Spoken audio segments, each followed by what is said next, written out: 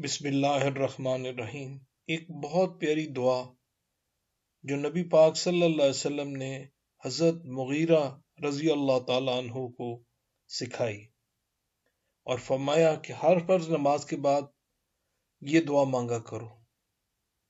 دعا ایسی ہے کہ آپ سنیں گے تو مزہ آ جائے گا۔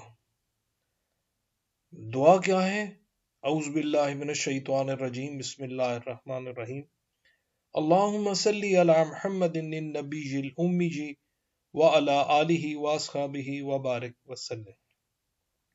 اللہم صلی علی محمد النبی الامی وعلی آلہ واصحابہ وبارک وسلم۔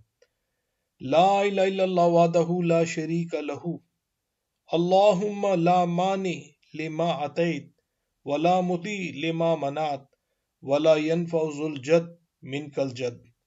اے اللہ پاک، آپ کے سوا کوئی معبود نہیں۔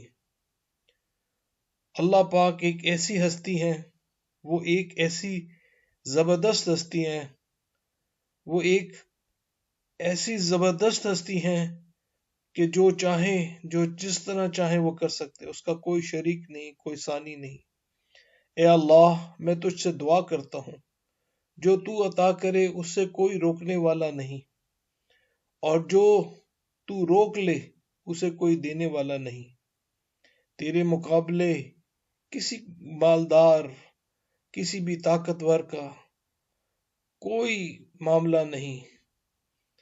مالک، تو ہر چیز پر قدرت رکھتا ہے۔ یا اللہ پاک، تو اپنی رحمت سے مجھے مال نفع عطا فرما۔ یہ صحیح بخاری کی حدیث ہے 6241۔ اس کو اگر آپ روز فرض نماز کے بعد پڑھیں، اللہ پاک سے دیکھیں آپ کو کیا کچھ ملے گا، آپ اس کا تصور نہیں کر سکتے۔